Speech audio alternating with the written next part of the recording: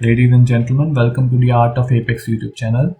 This is my first tutorial series where I'll be modeling Koenigsegg Jesko Absolut in Blender full from scratch. And before starting this, I'd like to tell a few things. So English is not my native language, so please forgive me if I make any mistakes. And secondly, this is my first voiceover video, so also apologies if I make any mistakes in the voiceover. With that, let's begin the tutorial series. I'll start with the Blender basics. I'll start by deleting cube, camera and light, and by pressing S you can scale any object in Blender. By pressing SX, the scale will lock on X-axis, and similarly if you press SY, the scale will lock on Y-axis, and the same goes for Z-axis. This works the same for moving and rotating as well. By pressing GX you can move the object from X-axis. By pressing GY you can move the object on Y-axis, and if you want to rotate an object, just press R, and the axis you want to rotate along, you can press it afterwards. So for example, if you want to rotate an object on X-axis, you can press RX. And then there are some modifiers in Blender that we can use to modify our object basically. There are plenty of modifiers. For example, I'll pick array modifier, and this will increase the number of objects in your viewport. As you can see, this is used when there is a repetition of objects. You can also add an array on different axes. For example, if you want to have multiple objects on Y-axis, then just press Y in that array modifier. Okay, so now I'll start by adding the references that I have of this model by clicking Shift A and then clicking image and then reference. Then I will go to where I have saved the references. You'll need 4 references mainly: the front, side, back and top reference for modeling a perfect car. And you can also see the shortcuts that I have used in this series. I have a Blender add-on that displays the shortcuts and the keys that I am pressing. First of all, I'm adding the front reference. I'll adjust it accordingly. Then I'll go to the image settings. I'll turn off perspective, and then I'll do some changes in the image so that I have a perfect reference image. The main settings that I have done is setting the depth as back and the side as front. I have also reduced the opacity from 1 to 0.8 so that the image is less visible, and setting the depth helps me understand my topology better as it sends the image backwards. As you can see, it's behind the grid. Now I will quickly add the other references too. I have added the side reference, and it's very important at this stage to match the reference size. As you can see, the front image reference is too large. We don't want that. We want it to be same size of the side reference image. So for that, I'll quickly be scaling down the front reference to match the approximate size of the side reference.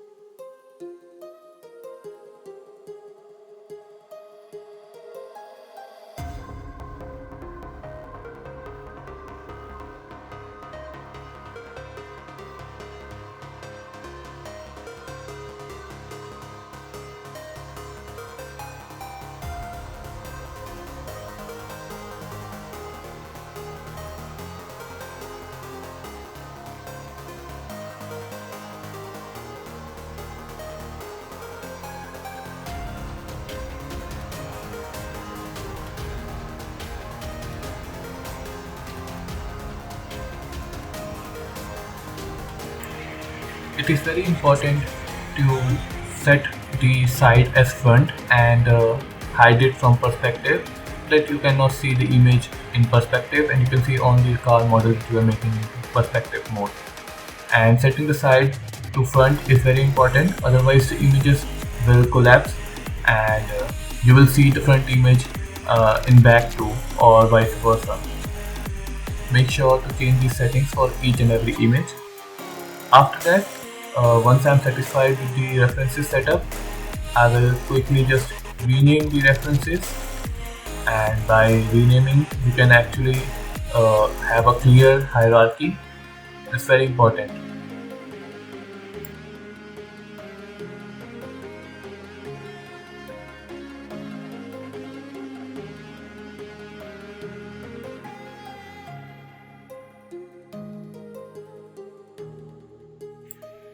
So by pressing F2, you can actually rename any object in the hierarchy window.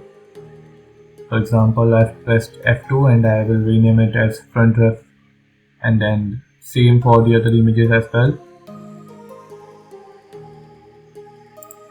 Renaming is very important, otherwise when you will have multiple objects you will get confused that which object is what, and it's important to keep them in separate folders, which I'll be doing. So if I select these 4 references, I will press M to move it into a new collection, and then I will rename the collection as references.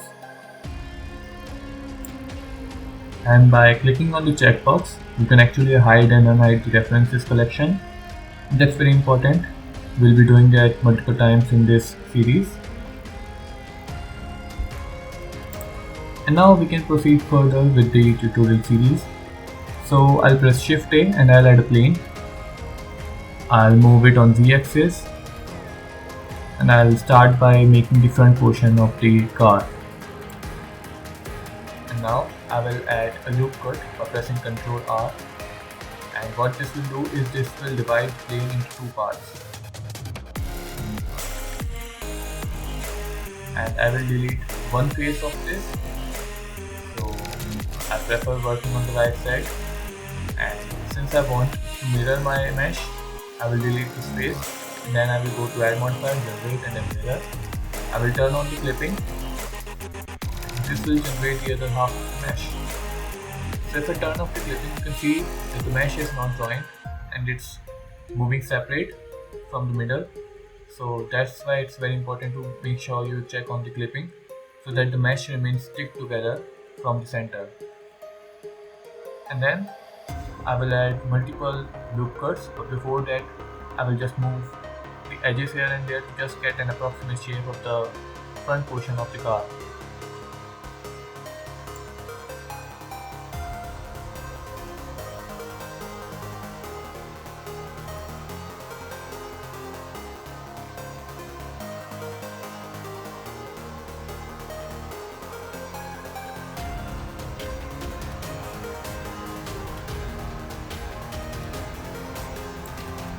And I am switching the viewport angles by pressing the grave accent. I think that's the name of the key. I will also have a preview on the viewport. You can see the keys that I am pressing, and you can switch from multiple angles like front, side, and back and top by pressing the grave accent key.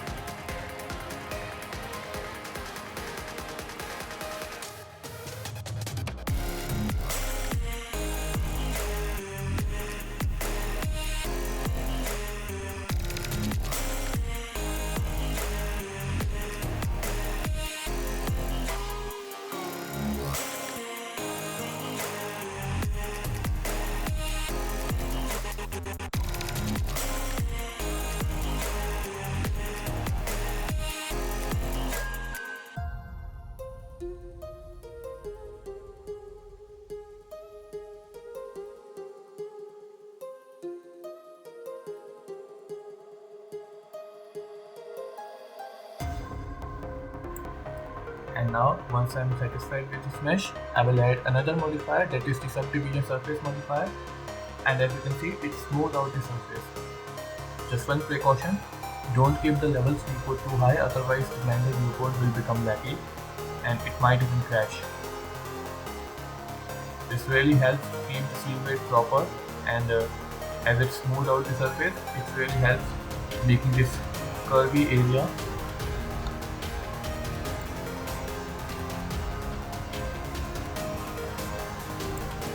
And make sure to turn off the subdivision modifier from time to time to check the actual mesh.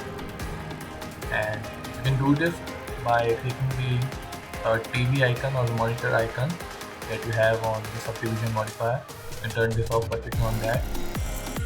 And as you can see, that the actual mesh is a little bit different. So it's very important to actually preview the actual mesh too from time to time. And after that, I will be just moving the topology, just getting the shape in place by just using basic shortcuts, and I will work with these two modifiers the whole series. So the modifiers work is over for now. And just focus on creating the shape and silhouette, and also view your object in perspective mode in 3/4 view like I am doing right now. From side view, your object should match the reference images from every perspective, even in orthographic view. And also one thing I'd like to tell you guys, that there are a lot of references of Koenigsegg Jesko and some references of Koenigsegg Jesko Absolut, and these are all mixed up on the internet. So it was very hard to find the actual references of the car that I was modeling. There were many of references that were labeled as Koenigsegg Jesko Absolut, while they were of Koenigsegg Jesko. And while these two cars share almost the same name, they are not very similar. They have different rear view, so make sure you are following the right reference. And yeah, I hope that helps. And also the 4 reference images that I have added, the front, side, back and top reference image, they will also be a little bit different, and you'll get to know once I will be modeling the other parts of the car. They will not match from every perspective. Like for example, it might match the top reference, but it will not match the right side reference or not the front reference. You'll get to know about this once I will be modeling the other parts of the car. And now I will select these vertices, and I'll hit Shift T to duplicate these vertices, and I'll hit T to separate them by selection. What this does is basically this will create a separate mesh, and then I can work with that mesh separately. It's really important to keep some objects different, like for example there should be different object for the windows or the top, etc. And this method is really useful for doing that thing.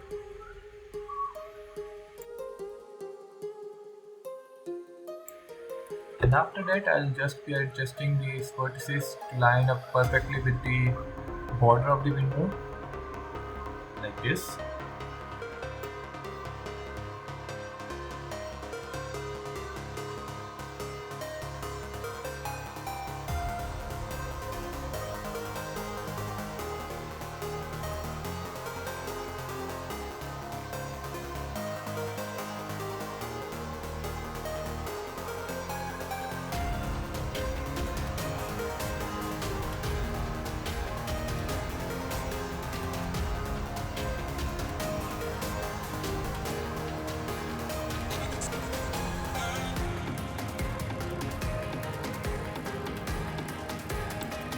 And now I will select every vertices by pressing A.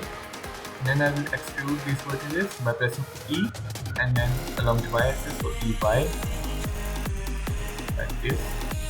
Then I will start adjusting these vertices too to line up with the window border.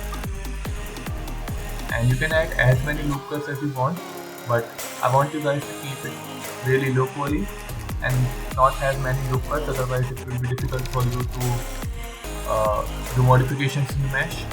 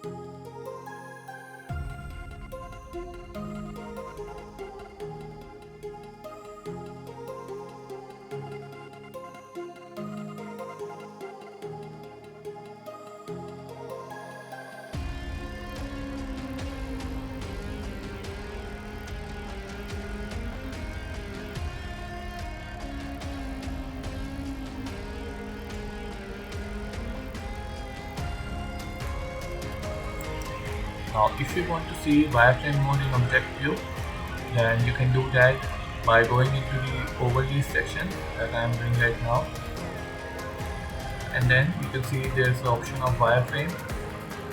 I have assigned it a shortcut of Alt V. You can do the same by right clicking on this, and then you can just go ahead and add shortcut. I have used Alt V for this.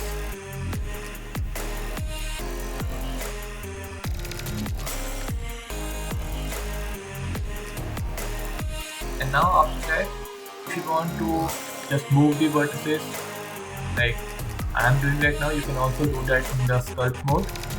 For example, I will press G to have grab brush, and then I can use that to pull the vertices upward, and by pressing F you can drag your mouse to increase or decrease the size of your brush.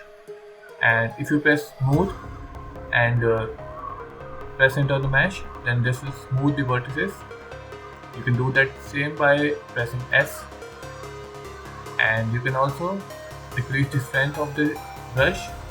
For example, I have decreased the strength of the smooth brush to 0.11 so that it's not as effective. This is really helpful if you want to pull a certain part of mesh, a couple of vertices, and this will really ease up the process. After that, I will just adjust these vertices once again.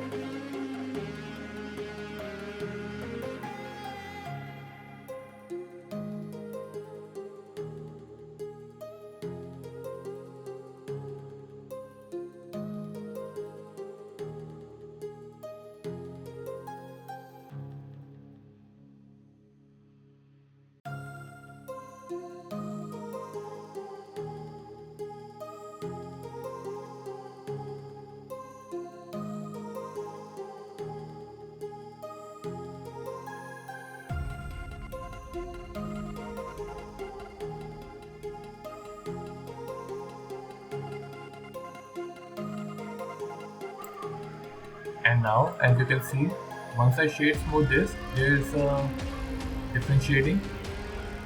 You can see that there is a black spot in this mesh, and that usually happens because of the normals. And I'll tell you guys in just a few seconds how to fix that.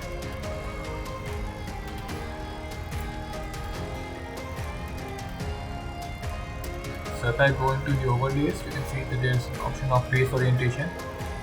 And now the red faces are the faces, their normals are downwards. If the normals of the mesh are upwards, they will be clearly visible. So we need to invert these faces. You can do the same by pressing Shift N, and it will actually invert the faces normal, and this will solve all this problem. You can see that the part under the mesh is covered fully red. That's because the normals are facing upward.